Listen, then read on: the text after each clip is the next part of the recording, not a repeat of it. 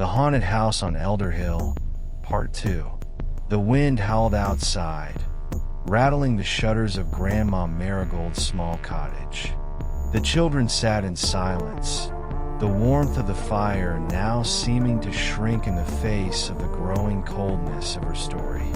But it wasn't just the cold air that unsettled them. It was the sense of something dark stirring just beyond the edges of the hearth, waiting. You see, Grandma's voice broke the silence, her gaze distant and heavy with old memories. The Blackwood Manor is never truly empty, not in the way you think.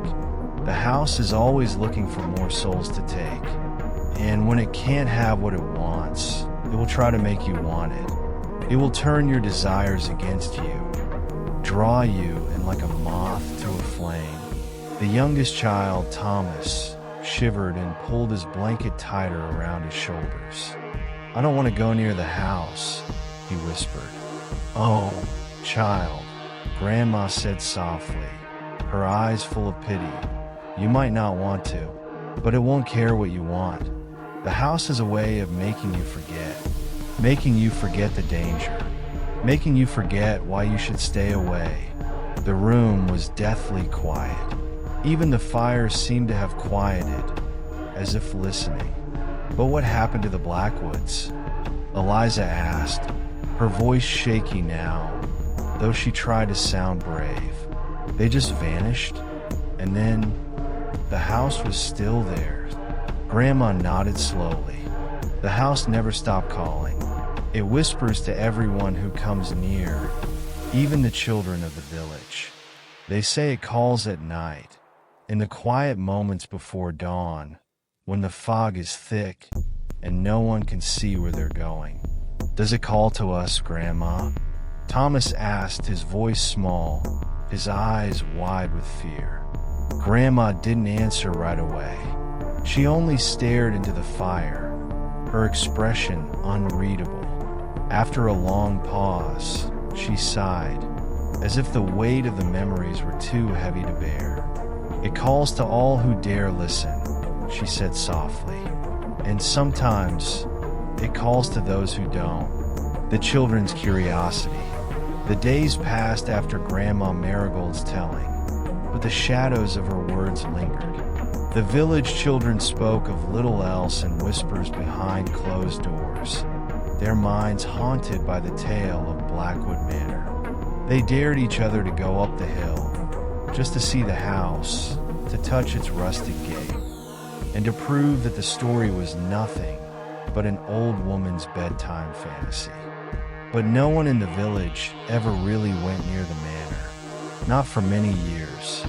For all the curiosity that the story stirred, there was a stronger, deeper fear that kept everyone away. Except for a small group of children who were not so easily deterred. They had grown tired of hearing Grandma's story without seeing for themselves. Among them was Eliza, who, though she had been terrified at first, found her curiosity outweighing her fear. Thomas, too, despite his shivering protests, agreed to join. There was also Sam, the oldest of the group at 12, who was always the first to challenge any of the village's superstitions. And finally, Lily, a quiet girl with an unsettling calmness in her eyes, who had always been drawn to the mysteries others dared not confront.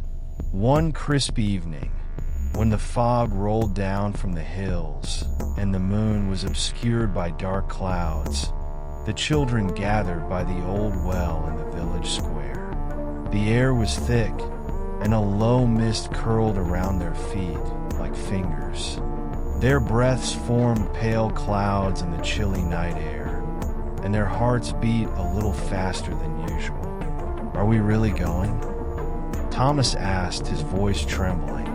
"I don't know if I can do it, Eliza." "You have to," she said firmly, her voice more confident than she felt. "We'll just go to the gate, touch it, and then we leave. We'll be fine." "You don't know that," Sam said with a grin, his eyes gleaming.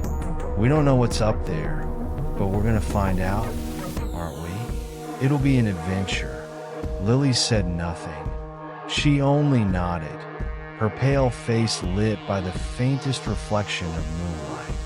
And so, with reluctant steps, they started the journey up the hill, their shadows long and eerie in the fog. The ground beneath their feet was soft, as if the earth itself was reluctant to let them pass.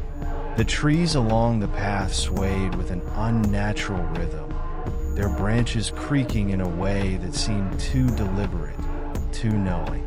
As they climbed, a sense of unease settled over them. It wasn't just the cold or the thickening fog, it was something else, an oppressive feeling, as if the land itself was watching them, waiting. When they reached the base of the hill, Blackwood Manor came into view. It loomed ahead, its silhouette barely visible against the sky. The house stood tall and black against the swirling mist, its windows like dark, unblinking eyes. The gate, wrought iron and twisted into strange shapes, seemed to pulse in the gloom, as if it were alive, breathing in time with the wind. "Let's just get this over with," Sam said, though even his voice was uncertain now. He took a step toward the gate, and the others followed. The closer they got, the more the air seemed to thicken. The wind, once gentle, had become a howling, shivering force that seemed to come from all directions at once, pushing them toward the manor. The sound of the wind through the trees had turned into something more, an eerie, wailing shriek, like a distant, mournful cry. Thomas, his hand shaking, reached out to touch the rusted gate. The moment his fingers brushed the cold iron, a strange sensation surged through him, like a jolt of static electricity, only far stronger. His breath caught in his throat, and for the briefest moment, he swore he heard a whisper, soft but insistent. "Come closer. Come inside." The voice was barely audible, like a whisper on the wind, but it filled his chest with dread. He pulled his hand back quickly, his heart pounding. "I felt it," he gasped, his eyes wide. "It had spoke to me." Eliza's expression faltered, but she quickly masked her fear with bravado. "It's just the wind, Thomas. There's nothing here." But the moment the words left her mouth, the ground beneath them shifted. The gate creaked, as though something inside the manor was stirring, waking from a long slumber. Then a voice, clearer this time, came from somewhere deep within the house. It was low and gravelly, like the sound of the earth groaning. "You shouldn't have come." Lily was the first to move. Without a word, she stepped forward, her eyes fixed on the gate. The others followed, but they hesitated, as if unsure whether to turn back. The fog closed in around them, and suddenly the house seemed far closer, its presence almost tangible. "Lily, wait," Eliza called, but Lily had already crossed the threshold of the gate. The moment Lily stepped inside the yard, the world seemed to shift. The wind stopped, the trees fell silent, and the house, Blackwood Manor, seemed to breathe. The doors creaked open slowly, as if inviting them in. But then the ground beneath them trembled. "It's too late," the voice whispered, this time inside their minds. "You're already ours."